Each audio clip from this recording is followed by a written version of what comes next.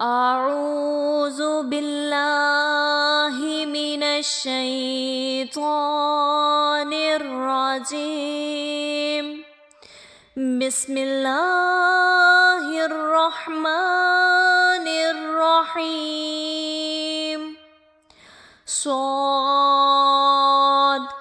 والقرآن ذي الذكر بل الذين كفروا في عزة وشقاق كم أهلكنا من قبلهم من قرن فنادوا ولا تحين مناص وعجبوا أن جاءهم منذر منهم وقال الكافرون هذا ساحر كذاب أجعل الآلهة إلها واحد إن هذا لشيء عجاب. وانطلق الملأ منهم أن امشوا واصبروا على آلهتكم إن هذا لشيء يراد ما سمعنا بهذا في الملة الآخرة إن هذا إلا اختلاق أأنزل عليه الذكر من بيننا بل هم في شك من ذكري بل لما يذوقوا عذاب أم عندهم خزائن رحمة ربك العزيز الوهاب أم لهم ملك السماوات والأرض وما بينهما فليرتقوا في الأسباب جند ما هنالك مهزوم من الأحزاب كذبت قبلهم قوم نوح وعاد وفرعون ذو الأوتاد وثمود قوم لوط وأصحاب الأيكة أولئك الأحزاب إن كل إلا كذب الرسل فحق عقاب وما ينظر هؤلاء إلا صيحة واحدة ما لها من فواق وقالوا ربنا عجل لنا قطنا قبل يوم الحساب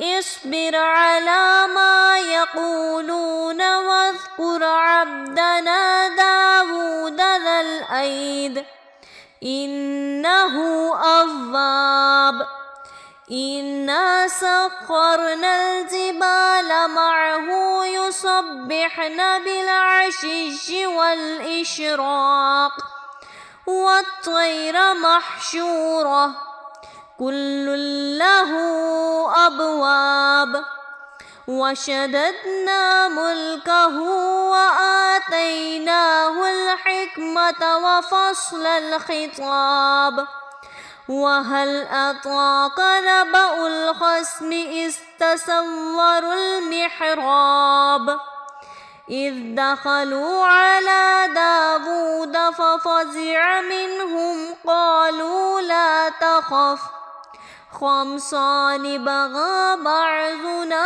على بعض فاحكم بيننا بالحق ولا تشتت واهدنا إلى سواء الصراط إن هذا أخي له 99 نعجة ولي نعجة واحدة فقال أكفلنها وعزني في الخطاب قال لقد ظلمك بسؤال نعجتك إلى نعاجه وإن كثيرا من الخلطاء ليبغي بعضهم على بعض إلا الذين آمنوا وعملوا الصالحات وقليل ما هم. وظن داود أنما فتناه فاستغفر ربه وخر راكعا وأناب فغفرنا له ذلك وإن له عندنا لزلفى وحسن مآب. يا داود إنا جعلناك خليفة في الأرض فاحكم بين الناس بالحق ولا تتبع الهوى فيضلك عن سبيل الله. إن الذين يضلون عن سبيل الله لهم عذاب شديد بما نسوا يوم الحساب. وما خلقنا السماء والأرض وما بينهما باطلا ذلك ظن الذين كفروا فويل للذين كفروا من النار. أم نجعل الذين آمنوا وعملوا الصالحات كالمفسدين في الأرض أم نجعل المتقين كالفجار. كتاب أنزلناه إليك مبارك ليدبروا آياته وليتذكر أولو الألباب. ووهبنا لداود وسليمان نعم العبد إنه أواب. إذ عرض عليه بالعشش الصانفات الجعاد فقال إني أحببت حب الخير عن ذكر ربي حتى توارت بالحجاب. ردوها علي فطفق مسحا بالسوق والأعناق. ولقد فتنا سليمان وألقينا على كرسيه جسدا ثم أناب.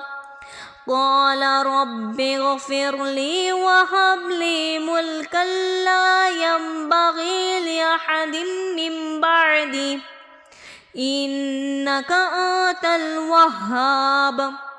فسخرنا له الريح تجري بأمره رخاء حيث أصاب والشياطين كل بناء وغواص وآخرين مقرنين في الأصفاد. هذا عطاؤنا فامنن أو أمسك بغير حساب. وإن له عندنا لزلفى وحسن مآب. واذكر عبدنا أيوب إذ نادى ربه أني مسني الشيطان بنصب وعذاب. اركض برجلك هذا مغتسل بارد وشراب. ووهبنا له أهله ومثلهم معهم رحمة منا وذكرى لأولي الألباب. وخذ بيدك ضغثا فاضرب به ولا تحنث إنا وجدناه صابرا نعم العبد إنه أواب.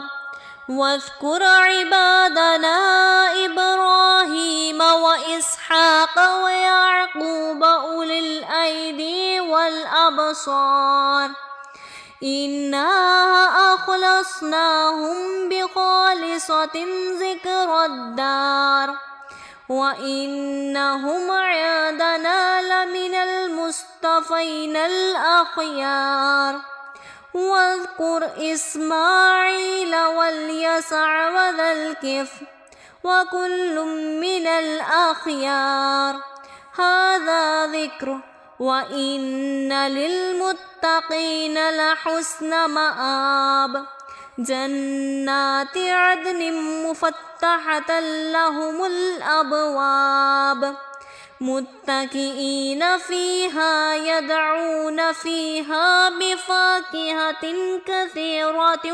وشراب وعندهم قصرات الطرف أتراب هذا ما توعدون ليوم الحساب إن هذا لرزقنا ما له من نفاد هذا وإن للطاغين لشر مآب جهنم يصلونها فبئس المهاد هذا فليذوقوه حميم وغساق وآخر من شكله أزواج هذا فوج مقتحم معكم لا مرحبا بهم إنهم صالوا النار قالوا بل آتم